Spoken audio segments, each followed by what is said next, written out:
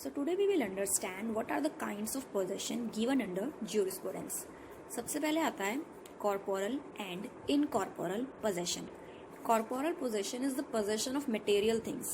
जो tangible things का possession होता है उसे corporal possession बोलते हैं, जैसे कि land, house, buildings. और इसके अंदर movable and immovable things दोनों ही चीज़ें आती है. Movable में books, table, chair, इन सब का possession को corporal possession बोलते हैं. इसके साथ साथ एक्सक्लूजन ऑफ अदर इंटरफेरेंस भी होना चाहिए, मतलब किसी और को इंटरफेयर करने से अपने राइट में आप रोक सकते हो और खुद तो एंजॉय कर ही सकते हैं. फिर सेकंड आता है इनकॉर्पोरल पोजेशन. इनकॉर्पोरल पोजेशन का मतलब होता है द पोजेशन ऑफ इनटेंजिबल और इमैटेरियल थिंग्स.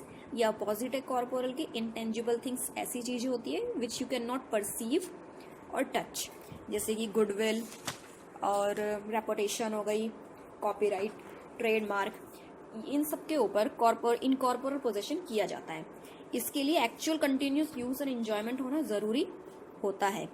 अगर आपने काफी टाइम तक इनकॉर्पोरल पोजेशन को यूज नहीं किया तो इसकी वजह से आपका जो राइट है वो जा भी सकता है. सेकेंड आता है मीडिएट एंड इमीडिएट पोजेशन. इसके अंदर क्या होता है? Mediate and immediate possession. Mediate possession का मतलब होता है the possession of a thing through another person. For example, आपका कोई फ्रेंड बुक्स लेने जा रहा है और आपने उसको पैसे दे दिए कि मेरे लिए भी बुक्स ले आना और जब मैं कॉलेज में आऊंगा तो मुझे अपनी बुक्स दे देना जो मैंने तुमसे मंगवाई है. तो इसका मतलब आपके पास एक्चुअल कंट्रोल नहीं आया है अभी उनका, लेकिन मीडिएट पोजेशन आ चुकी है. आप ऑनर हैं लेकिन कुछ टाइम के लिए किसी और के थ्रू. तो जैसे कि एजेंट और सर्वेंट के बीच में जो पोजेशन होता है, जो बोरोर और टेनेंट के बीच का जो पोजेशन होता है, तो उसे मीडिएट पोजेशन बोला जाता है. फिर आता है इमीडिएट पोजेशन. इमीडिएट पोजेशन को डायरेक्ट पोजेशन बोलते हैं. आप खुद ही बुक्स लेने चले गए, आपने खुद कोई चीज डायरेक्ट परचेज कर ली है, इसका मतलब आपके पास इमीडिएट पोजेशन आ गई, डायरेक्टली आप ऑनर बन चुके हैं. फिर नेक्स्ट हमारा आता है adverse and constructive possession. Constructive possession का मतलब होता है having power and intention of retaining control over the property but without actual control. For example, आपका आगरा में रहते हैं, आपने एक हाउस परचेज किया जो कि मनाली में है. मनाली में है, आप वहाँ पर जा नहीं सकते, उसके घर के अंदर अभी रह नहीं सकते बिकॉज ऑफ लॉकडाउन. तो इस वजह से आपने वहाँ, लेकिन उस घर के आपको पेपर्स मिल गए हैं और उस घर की आपको चाबी मिल गई है, मतलब कि कंस्ट्रक्टिव डिलीवरी हो चुकी है और उस घर के ऊपर जो मनाली में है आपका कंस्ट्रक्टिव पोजेशन आ चुका है.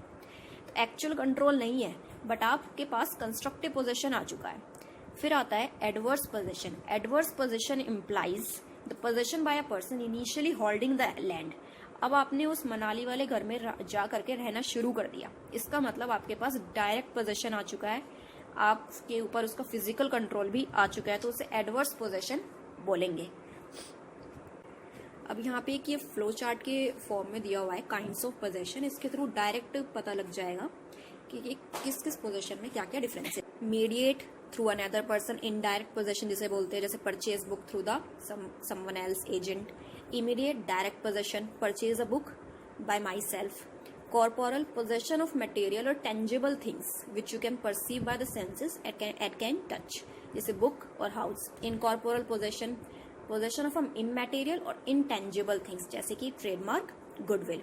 Constructive possession, having possession without having actual control, जैसे delivery of keys of a house. Adverse possession, having actual possession and control living in your purchased house. अब आता है modes of acquiring of possession. किस किस तरीके से हम possession को एक्वायर कर सकते हैं? तो सिर्फ 3 तरीके हैं, by taking, by delivery and by operation of law. Taking में क्या होता है? Without the consent of the previous owner आप उस चीज को ले लेते हैं. जैसे कि आप किसी के अपने फ्रेंड के घर पे गए, उसके टेबल पे एक बुक रखी हुई थी, आपने उस बुक को उठाया और पढ़ने लगे और अपने पढ़ते पढ़ते घर पे चले गए. तो आपने उसकी क्या ले ली? उसकी बुक की जो आपके पास उस बुक की जो पोजेशन है वो without the consent of previous owner आई है. आपने अपने फ्रेंड से कंसेंट नहीं ली.